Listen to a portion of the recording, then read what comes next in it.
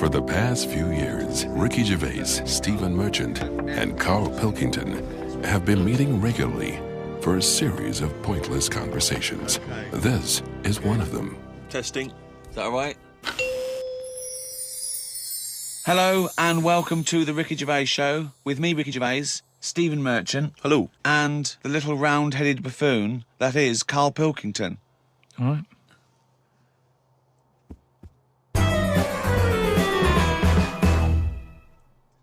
Now, you probably know me from such works as The Office and Extras, Stephen being my co-writer and co-director on those things. For those people who are not so aware of Carl Pilkington, he was our producer, sort of given to us when we first started on XFM. And you're thinking, well, why are we doing a podcast? It's because I like to be in a room with Carl Pilkington. You know, like some people go and help sort of chimps. Do they? Yeah. Well, they go to the jungles and things. And help out little sort of endangered Diane species. Fossey or whatever. Exactly. You're very yeah. much the Diane Fossey of the Manchester scene. Of the little bald mank world. And Carl Pilkington is an ongoing experiment for me, because I've seen him blossom from an idiot into an imbecile. And I want to see it through. Look at the way he's looking at us. Look at that. He's got a perfectly round head.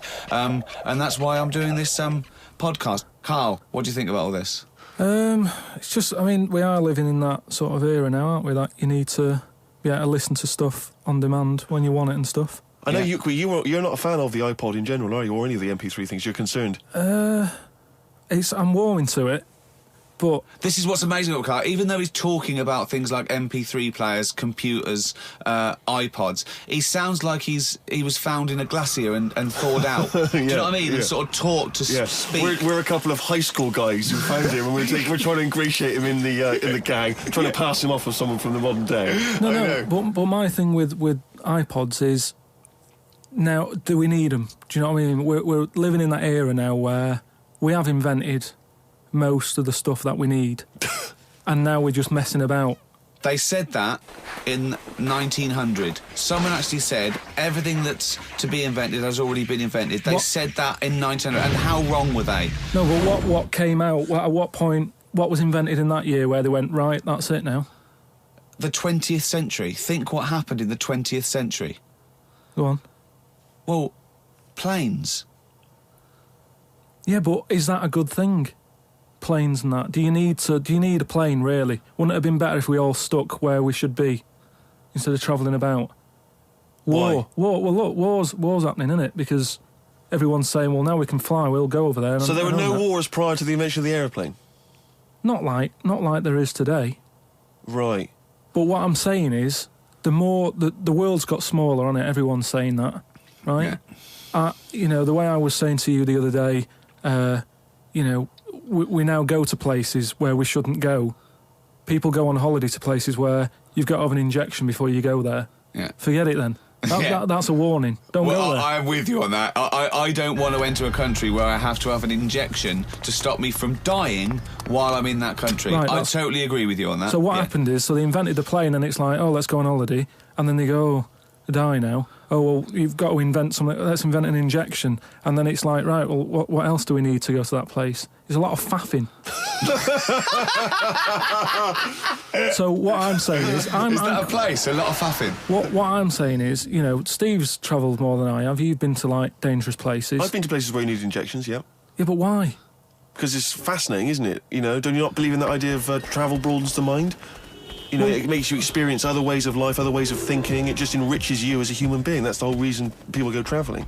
But since the invention of the telly, you don't have to go that far to see it. You're absolutely right. So there you go, then. The telly was the 20th century, wasn't it? Yeah, it's pretty good. So where would you stop then? You'd stop making stuff now? Stop inventing stuff right now? If we're going to invent something, right, forget, like, the traditional way of people having kids, right? The way they, have it away in that. What do you mean? What do you mean? No, like the way that, we have kids and stuff. If it'd be good if what happened was to control it is if man and woman, right, they're born and that, they enjoy their life, they learn a lot, they live to be about 78, I think, by that point. So specific. Yeah, 78, No, yeah. but by 78, I reckon you've sort of got to that point where you go, do you know what? I've done everything I'm going to do. If you haven't bungee jumped by the time you're 78, you're not going to do it. You know what I mean? So it's kind of like... Your hips come off. You've done it all now. Yeah. And then you die, right? So say if everyone had that, they live to be 78. But then just as you die, you have a little baby inside you. And as you die, your life carries on. Sorry. How is this happening? Sorry, are you mental? No, but don't you think... I mean, what? I've never heard such drivel. You're saying that, but if Newton said it, you'd go, interesting. That's what annoys me. The point is, Carl, he never would. No, He'd what? never say it. That's the point. But if you never say it, I don't understand what you're talking about there. What? How was it? How is there a little baby in a 78-year-old? No, what I'm saying is it's like an apple where the apple grows and it's got its little baby pips in it, and the apple goes and the seeds are planted and a new one's born. But that's what happens. But that is what reproduction is. Yeah, but I'm saying babies aren't being born left, right, and centre. It's controlled so that as someone dies, someone's born. But Carl, stop. Whose responsibility is Look, this? if you don't want to do it, we won't do it. But is it supposed to be nature? Has nature got to develop humans so that we act that way? We live that way, or is this a scientific experiment? He said to you then. He said, "Look, if you don't want to do it, we don't need to do it. Yeah. Like if you were up for it, we'll sort it out. We can do that. We'll have a wit round so we can do the research." I just think at the end of the day, we've got to do something. And is anyone keeping an eye on this and looking at what we can do next to control the population thing? It does my head in that I've got to live in London for work and what have you, and there's loads of people here, and, forget going out on a Saturday night, it's too busy, and you can't move, and they keep... I mean, what annoys me about London So is... your solution is that 78-year-old women have little babies inside them, and as they slip away into death, the little babies... And how is that baby then raised? Who looks after the baby? Because it's a pretty good system having a baby while you're young enough to look after that baby and make sure it lives to, reproductive age itself. I mean, that system's been working for years. Nature's sort of sorted it out. Natural selection and evolution sort of makes that a good model. But wait a minute, nature. Pop that on hold, because Carl Pilkington's got an idea. Yeah. That's what it was, just an idea. Yeah, well, it was nonsense. But thank you for it. The worst Yeah. I mean, it was the ramblings of someone you'd find by themselves in a hospital eating flies. This is the sort of thing you find when, if they find maybe a pamphlet or a booklet written by a psychopath. Someone, just before they went on a rampage and then turned the gun on themselves, they go through their possessions and they find a book and it's got weird drawings, women with knives in their face, and this kind of garbage. In fact, I saw a similar sort of theory written out on a wall, but it was written in shit. Exactly. Yeah. No, all I'm saying is, I think it's, when people die normally, everyone's fed up about it, aren't they, and a bit down.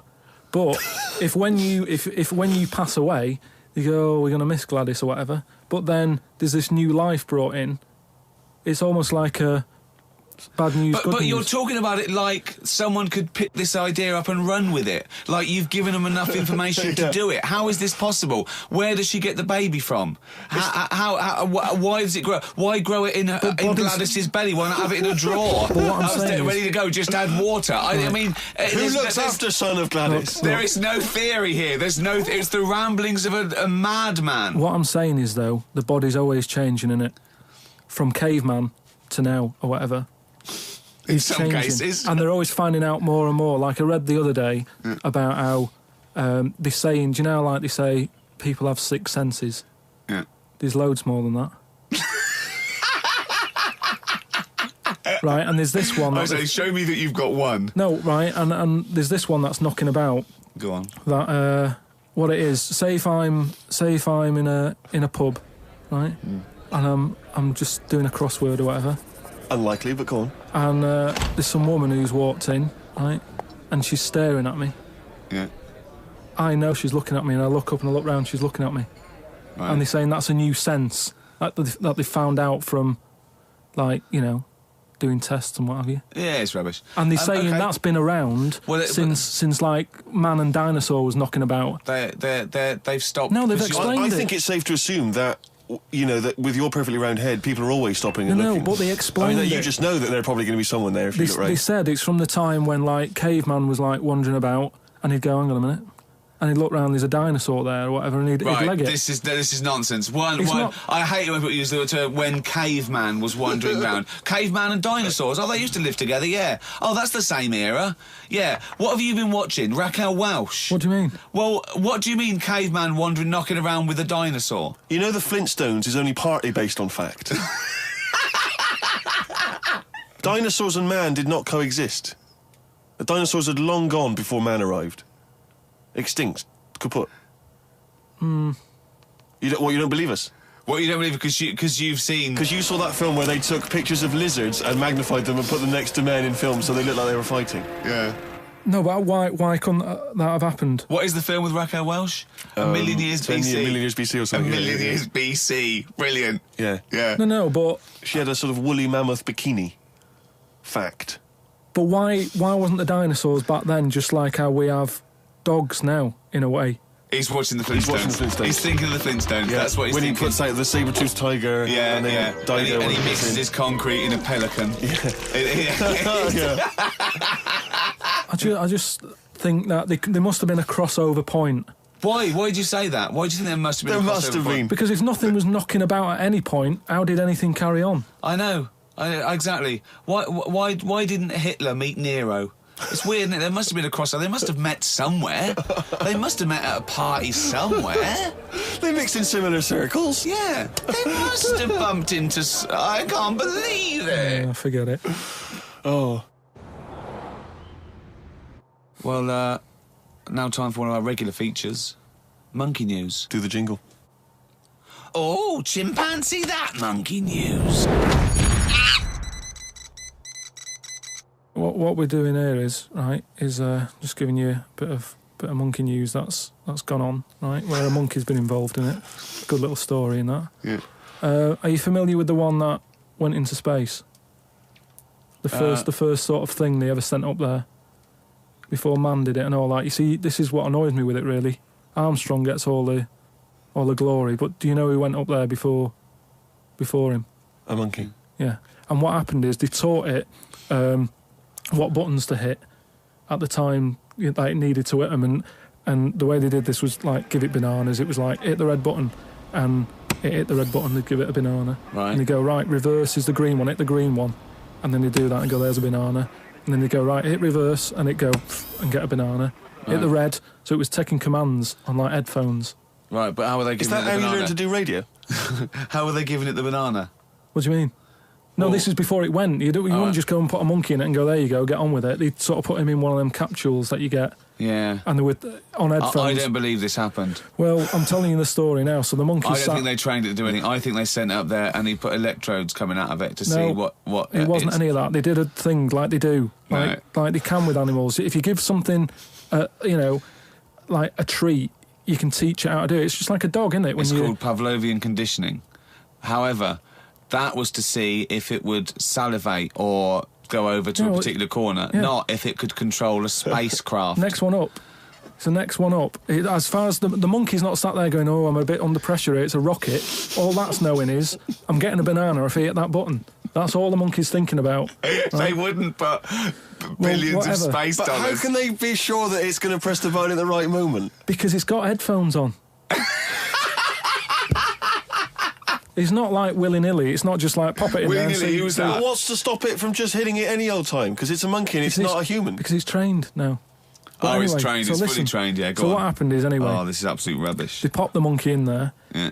He's got his headphones on. They go in, right, hit the green one. And I think there's something there that a little banana comes out to keep the same... No, you're making this up. I'm not, it's the same... There's no way that they made a spacecraft that had a banana dispenser. Right, There's no way in this world that they made a spacecraft that could go into outer space, right?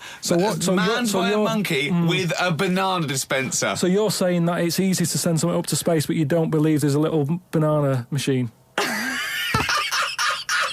Right, okay, so it comes to the launch day, monkeys sat in there, everyone's ready, bananas are stocked up and all the rest of it. They go, right, hit the green button. right, and the rocket goes off and what have you. No, they would not make the monkey launch the rocket. Carl, So- you are living in a cartoon world. So the rocket goes off, right? This is absolute bollocks. It's all going well. I don't know It's what you're all- going to... It's not going well. it's going There's well. no way a monkey launched It's a going- rocket. There is no way a monkey launched a rocket, So you idiot. it's all going on. So they go and hit the left button, and it goes a little The bit left. left button! Right, so- Well-known spacecraft command. This is Houston. Hit the left button. Oh, brilliant. This is what happened in Apollo 13. Hit the left button. So it You goes are- left. Yeah, it goes left. So it goes left, and it's going well. Left! It, It goes I know. left! Yeah. No, the moon. You're it going goes right. It goes for the moon. Everything's going well. Right. They get up there. It does whatever it does. It reverse. It comes back. Right. So then. You are, honestly, you are brain dead. So it's you are long- one of the most stupid people. That I would rather have the monkey drive me listen. home than you. So the thing is, so it lands back. Yeah. It does a good job and everything. It gets out. And this It's is sick this of bananas. This is where it turns a bit sad, because after it's done that mission, right? Because it happened and it was all safe and everything. The next one would have been to send man. Right. So the monkey enjoyed it, and it was like, well, I want to do it again, right? But they were like, So how did they know that? How did they know he wanted to... just the way it looked and what have you. It was like, Fuck off! Just the way it looked! So- you are a maniac. so the thing is though, right? So after it had done that, it was on such a high, right? Yeah. It could never get that high again. Turn to drugs? There was nothing that it could do. Went on tour, did it? It sort of ended up killing itself because it could never get that buzz that it Right, got. that was absolute bollocks. None of that is true, except they sent a monkey into space, and I'll check that. Absolute drivel. So in your mind, it committed suicide. It went on a crazy bender, drinking drugs and women. And like then, it does happen. You and then hear it was about found it. in You a hear about motel it. room.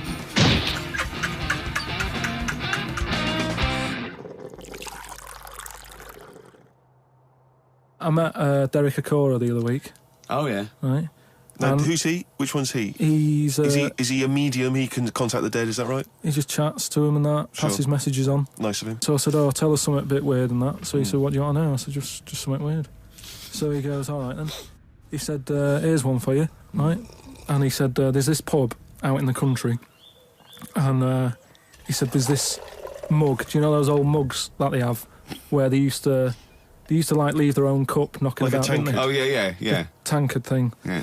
So there was one of them mugs in there, right? And everybody Tankard. Let's use tankard if we've All right, established a that's the word. tankard, yeah. Because you're the only mug in this story. Right. You Nice. believe in it all. High five. Great. So this tankard's knocking about, right? And everyone who's running the pub keeps going, "Oh, I wish they'd stop leaving this tankard about," right? And they pick it up. It must be a pain. Having a tiny, small tankard in a pub. That must be a real grind. So every they sort of picked it up and went, "We'll have to wash that," and they popped it on a different sideboard. Next thing you know, that person who's touched it died, right? Sure. So They must have been getting through bar staff. so they kept getting in new staff and that. And they were like, "Oh, what's the connection here?" Right? What's the connection here? Oh, God. So they get a vicar in Of course they do. and they go, "Look, there's a lot of weird stuff going on here. This tankard, every time someone touches it, they die." So he said, "Leave it with me." He gets his special water out and what have you. He comes round, does a little prayer, sprinkles it. He goes, "Right, not a problem, don't worry about it." He picks it up, chucks it in the bin. Guess what? What? Dies in a crash on the way home. Because he picked it up. Well, but Carl, you're telling me this like it's fact, and I'm meant to go, "That's Derek amazing." Acora, he told me. Carl, I have no opinion of that story other than I'm pretty sure there was absolutely no connection between touching the tankard and him dying. That's all I'm sure It's of. not just him though, is it? I'm not going to even contest the chain of events. All I'm saying is there is no connection. There is no connection possible because I believe in logic and the laws of the universe. Yeah, but what I mean, you never pick up a vibe of. Like, I've got a mate, right, who is living in this big stately home, right, and he's living in there now. He pays £100 a month. There's about 80 rooms, Gee. and it's this big stately house and what have you. And I went down there. He said, "Oh, come down and have a look," right. From outside, you go, oh, this is brilliant. It's like something out of, like The Man of Born or something. You go, this is impressive. But then when you get in, it's like it's a wreck, and we go in, and all the floors are like a wreck and rotten and stuff. And I looked at the wall, and there was like a little piece of paper stuck on the wall, right? And I said, "What's this here?" So I wandered over, right? Got right up close to it, and somebody had wrote it. Somebody had wrote it. Oh, somebody had wrote it. I love this. Right, go on. So Sorry. there's a little sign there, right? And I go up to it, and it says "flies," right, with an arrow. Flies, like flies this way, right? I think that's a bit weird. So I follow the arrow, right, which goes to this corner where there's a shelf, about 3,000 dead flies on it. Oh my God. Condom stuck on the top. That's weird, isn't it? That is weird. That is weird, right? So I'm looking at that, and there's loads of stuff on the floor and that, bits of paper. Picked up this bit of paper, right? And it had, like in biro and that, it looked really old, like it'd been there years. And it had something like, need nappies, dummy, right? Blankets, blah, blah, all this, like, all stuff for, like... And I turned it over, right? And it said, none of this now needed, baby dead. Right. Now that's weird, isn't it? Now that's what I'm talking about when you get a bad vibe. You go, that's who's been in here. It's bad vibe. It's just based on the fact that your mate's in charge. Yeah, that's terrifying. I mean, yeah, so it's like saying, are we scared of the dark? Yes, I understand why people are scared of the dark. I'm a little bit scared of the dark. You're walking along. Because you don't know what's in it. Yeah, you don't know what's in the darkness. That's why people get nervous. It doesn't mean you have to make the leap then that you've got some paranormal sense. Oh my God, I'm Carl Pilkington, and hang on, just like Derek Acora, I have sensed something strange and evil in this room. Wait a minute, there's some flies in a condom. I was right all along. That is weird. Flies in a Johnny equals badness. the flies in a condom was weird. It's weird. I don't know. But the note. Yeah. I just think of his face when he saw that, reading it by torchlight. You must have been terrified. It's a bit odd, isn't it?